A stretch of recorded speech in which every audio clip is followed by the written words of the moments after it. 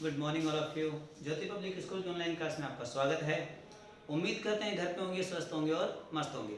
ज़्यादा से ज़्यादा घर पे रहना है, बाहर नहीं निकलना है। कोरोना वैसे ही आजकल हमारा जो बारिश का मौसम आ चुका है, इसके अंदर इन्फेक्शंस वगैरह ज़्यादा होते हैं और हमें इससे बचकर ही रहना है, क्योंकि बचाव ही इसका उपाय है अभी तक तो। ठीक है, तो हम क्लास हमारा जो 9th का चैप्टर सेकंड चल रहा था, is matter pure around us, यानी हमारे आसपास की जो चीज़ें हैं वो साफ हैं क्या, उसके अंदर हमने उसको साफ करने के तरीके पढ़ लिए थे। आज हम इसमें फिजिकल और केमिकल चेंज के बारे में स्टडी करेंगे। तो अगर मैं फिजिकल चेंज और दूसरा क्या है आपका केमिकल चेंज, इनके बारे में हम बात करते हैं। तो देखो, फिजिकल चेंज की अगर मैं बात करूं तो जैसे ये पेन है और ये जो पेन है इसको मैंने इसका केप बाहर निकाल दिया, दो चीजें अलग हो गई। क्या मुझे बताओ, मैं इसको वापस जोड़ सकता हूं क्या? बिल्कुल हो गया। या फिर मैंने कोई पेपर को फाड़ दिया, मैंने किसी पेपर को फाड़ दिया या किसी लकड़ी को तोड़ दिया, या फिर मैंने पानी को फ्रीजर में रख के जमा दिया, बर्फ बना दी, या फिर उसी को वापस निकाला, बाहर रख दिया, नॉर्मल टेम्परेचर मिला, वो पिघल के वापस पानी बन गया। ये सारे क्या हैं? फिजिकल चेंज है। तो अगर मैं बात करूं फिजिकल चेंज की, तो केवल फिजिकल प्रॉपर्टीज चेंज होती है, नो केमिकल कंपोजिशन चेंज। कोई भी केमिकल कंपोजिशन चेंज नहीं होती है फिजिकल रिएक्शन के अंदर। दूसरी अगर मैं बात करूं तो नो न्यू सब्सटेंस फॉर्म, कोई भी नया सब्सटेंस नहीं बनता है। जो पहले था, ये पेन था, अगर मैं किसी पेंसिल को तोड़ देता हूं तो रहेगी तो पेंसिल ही, पेन थोड़ी बन जाएगा। यानी कि कोई भी नई चीज हमारे नहीं बनती है। तीसरी चीज की अगर मैं बात करूं तो ये कैसा होता है?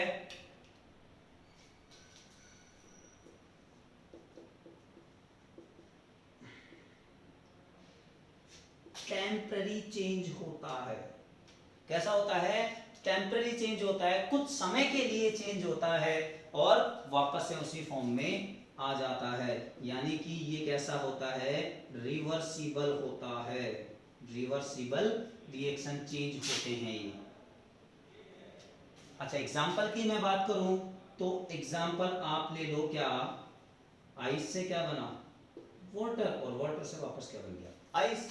अच्छा, दूसरा और एग्जाम्पल लेते हैं हम। हमने क्या किया कि एक्वस सॉल्यूशन ऑफ शुगर या फिर सॉल्ट, क्योंकि जैसे ही उसको गर्म करूंगा पानी ऑपरेट हो जाएगा, क्या बच जाएगा? सॉल्ट या शुगर बच जाएगी। अच्छा, टीयरिंग ऑफ पेपर, अच्छा कटिंग ऑफ पेपर, ये सारी चीजें क्या हैं? फिजिकल चेंज है। आ जाते हैं केमिकल चेंज के ऊपर। इसमें केमिकल प्रॉपर्टीज चेंज हो जाएगी। क्या हो जाएगी? चेंज इन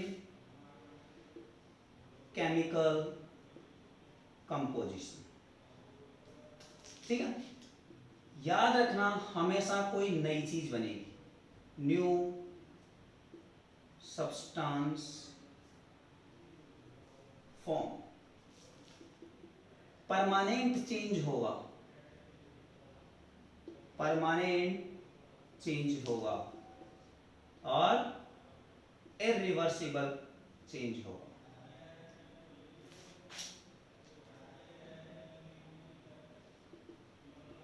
कैसा चेंज होगा? इरिवर्सिबल चेंज होगा। एग्जाम्पल की बात करते हैं, बर्निंग ऑफ पेपर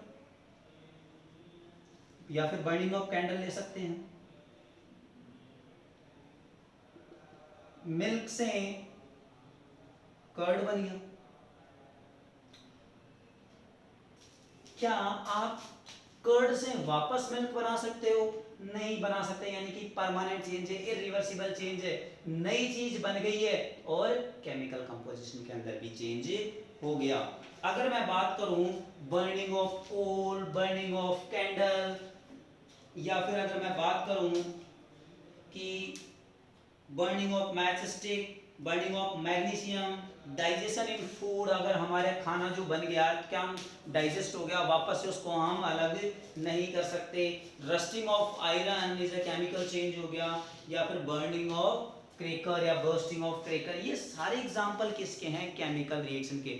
आप हमारे आसपास देखो और ऐसा कोई भी चेंज जो जिसके अंदर नई चीज बन रही हो, जैसे भले ही मिट्टी ऐसी क्यों नहीं बन रही हो भाई, अगर हम कागज को जलाएंगे, बर्निंग ऑफ पेपर करेंगे तो उसमें बनेगा तो क्या ऐस बनेगी, लेकिन ऐसे वापस कागज थोड़ी बन सकता है, नहीं बन सकता, पेपर नहीं बन सकता। तो ये जो चेंज है वो कैसा चेंज है? हमारा केमिकल चेंज है और फिजिकल चेंज है। तो इन चीजों का हमें ध्यान में रखना है, केमिकल और फिजिकल चेंज की 3-4 प्रॉपर्टीज और उसके साथ में 1-2 एग्जांपल्स आपको याद रखने हैं।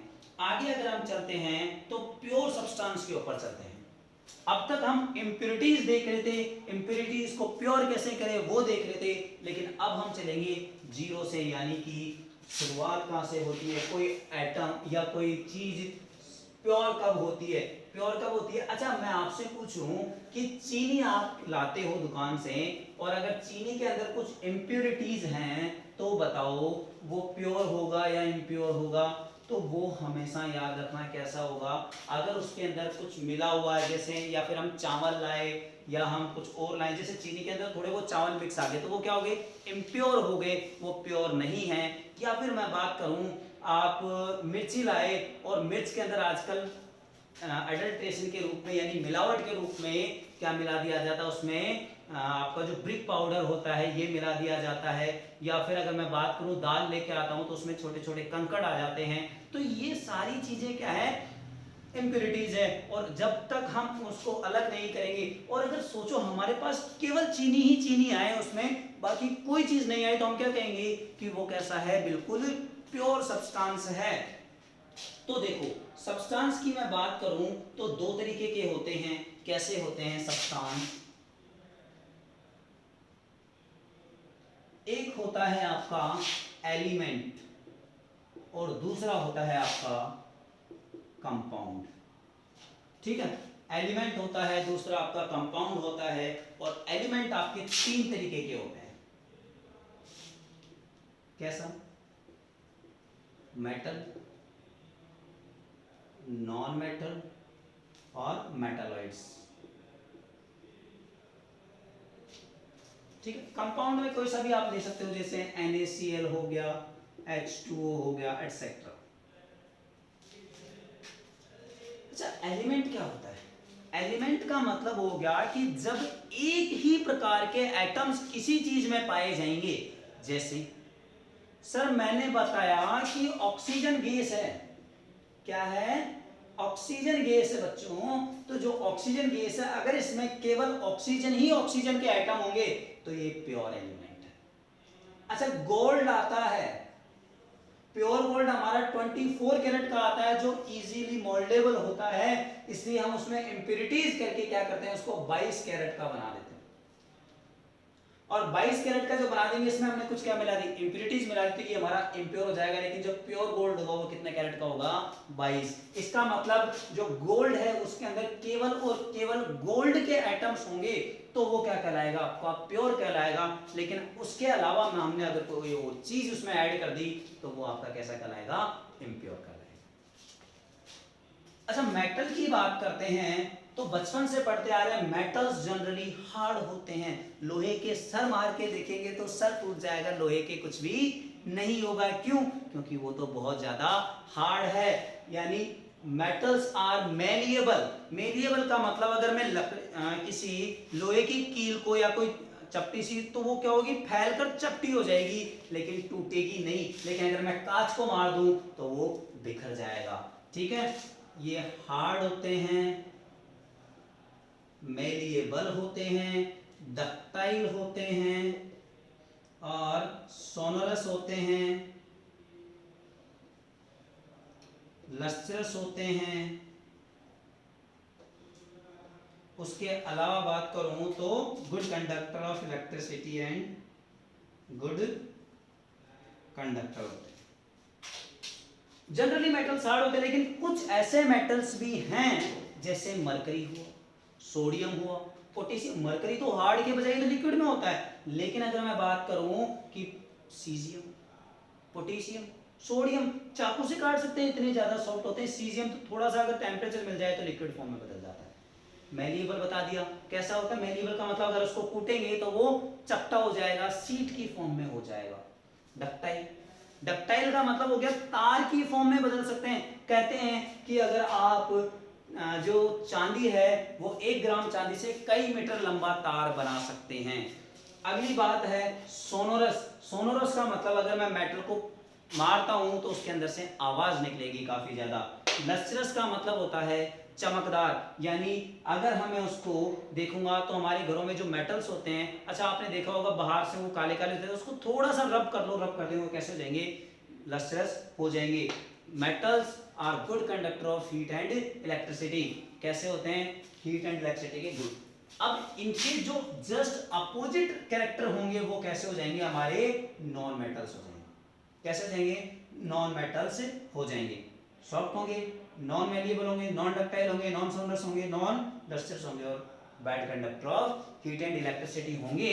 लेकिन एक ऐसा नॉन मेटल है जो आपका क्या होता है, गुड कंडक्टर ऑफ इलेक्ट्रिसिटी होता है अधातु होने के बाद भी। तो वो कौन सा है, याद रखना है, क्या है, ग्रेफाइट। जो कार्बन का एक एलोट्रोप्स है यानी अपर रूप है, तो अगर ये ग्रेफाइट जो है ये क्या होता है, नॉन मेटल होने के बाद भी इसमें क्या होता है, करंट आता है। इसका सबसे बढ़िया एग्जांपल, अगर हम पेंसिल को दोनों तरफ से छिलकर या पेंसिल की लीड को प्लग में डाल दें तो हमें करंट आएगा। तीसरी चीज आती है हमारे पास मेटलॉइड्स। मेटलॉइड्स की अगर मैं बात करूं तो जनरल कंडीशन में तो कैसे होंगे, नॉन मेटल्स होंगे। लेकिन अगर थोड़ी सी हीट दे दूं, अगर थोड़ी सी हीट का मतलब एनर्जी दे दूं तो किस में बदल जाएंगे, मेटल्स में बदल जाएंगे। जनरल तो कैसे होते हैं, नॉन मेटल होते हैं, यानी कि मेटल की प्रॉपर्टी भी शो करते हैं और नॉन मेटल की प्रॉपर्टी भी शो करते हैं। तो वो क्या कहलाते हैं, आपके मेटलॉइड्स कहलाते हैं। चलिए अब आगे अगर हम बात करते हैं तो जब दो या दो से ज्यादा एलिमेंट कह दे सकते हैं या एटम्स कह सकते हैं कि जब दो या दो से ज्यादा या फिर या एटम, जब दो या दो से ज्यादा एटम्स आपस में मिलके रहेंगे यानी एलिमेंट्स मिलके रहेंगे तो हमारा क्या बनाता है, कंपाउंड बनाता है। और कंपाउंड ही हम ज्यादातर यूज में लेते हैं। टू और मोर element combine chemically in a definite constant of proportion by mass, यानी कि फिक्स NaCl केवल एक Na के Cl के साथ ही जुड़ेगा। ऐसे नहीं NaCl2 बन गया, नहीं बनेगा। H2O HO कभी नहीं बनेगा, H2 ही बनेगा। यानी इनकी कंपोजिशन हमेशा क्या होनी चाहिए, फिक्स होनी चाहिए। दूसरी अगर मैं बात करूं तो इनका जो कांस्टेंट प्रोपोर्शन के अंदर होंगे, इनका मास भी क्या होगा, फिक्स होगा। और अगर मैं बात करता हूं pure sodium chloride contain 60% of chlorine by mass, यानी कि देखो इनका जो मास कंपोजिशन है NaCl का, Na का एटॉमिक मास होता है 23, इसका होता है 35.5। दोनों को ऐड करो तो कितना हो जाता है 85.5। और इसमें से हमें निकालना है किसका, सिर्फ 35.5 और इसको मल्टीप्लाई करूंगा तो 66% समथिंग आएगा।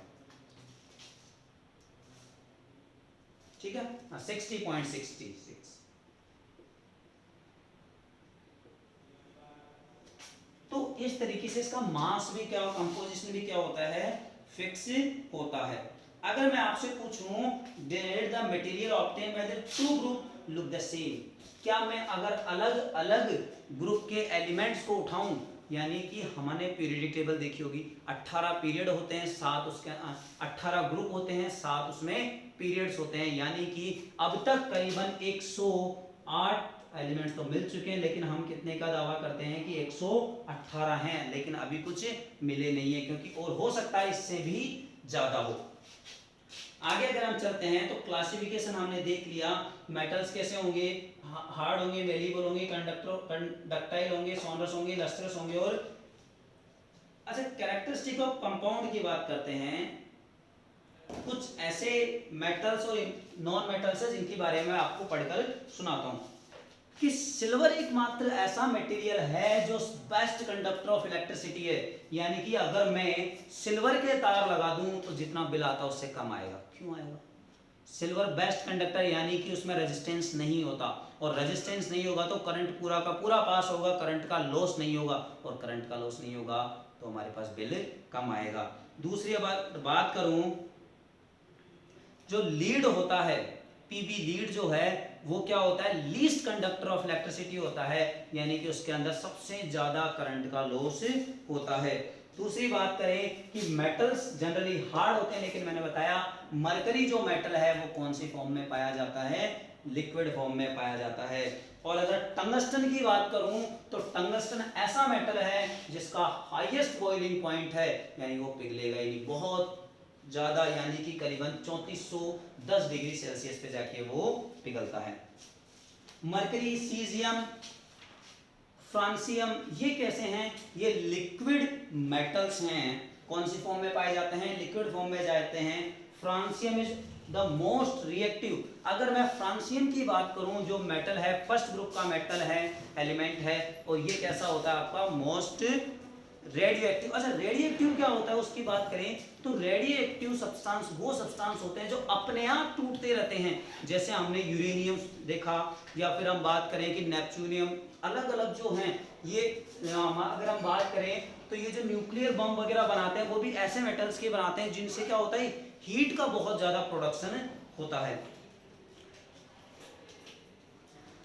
अगर केनीज मेटल की बात करूं तो कॉपर, सिल्वर और गोल्ड को हम कॉइनेज का मतलब सिक्के बनाने के काम में भी लिए जाते हैं। उसके अलावा copper, silver, gold, rhodium, iridium, rubidium, osmium, platinum are noble metal, यानी नोबल मेटल का मतलब जो जल्दी से रिएक्शन नहीं करते हैं किसी के साथ। और aluminium is the most abundant metal on earth. Earth के ऊपर सबसे ज्यादा मात्रा में कौन सा मेटल पाया जाता है, एल्यूमिनियम पाया जाता है। ऐसे ही कुछ प्रॉपर्टीज नॉन मेटल्स की हैं, जैसे ब्रोमीन एकमात्र ऐसा नॉन मेटल होता है जो कैसा होता है, लिक्विड फॉर्म के अंदर होता है। कार्बन की अगर बात करूं तो बेस्ट कंडक्टर, वैसे तो बेस्ट कंडक्टर कौन है, सिल्वर है, लेकिन नॉन मेटल्स के अंदर कार्बन जो मैंने बताया ग्रेफाइट, ये क्या है, गुड कंडक्टर ऑफ इलेक्ट्रिसिटी है। अच्छा, नॉन मेटल्स की मैं बात करूं तो फ्रांसियम जो है, फ्लोरीन जो है वो कैसा है, मोस्ट रिएक्टिव नॉन मेटल है। आगे बात करें, कार्बन जो है एटॉमिक नंबर 6 नॉन मेटल के अंदर आता है और इसका मेल्टिंग पॉइंट काफी ज्यादा होता है। Helium is only non metal having the lowest melting and boiling point. Helium एकमात्र ऐसा नॉन मेटल है जिसका बहुत कम क्या है, नॉन मेटल मेल्टिंग पॉइंट है।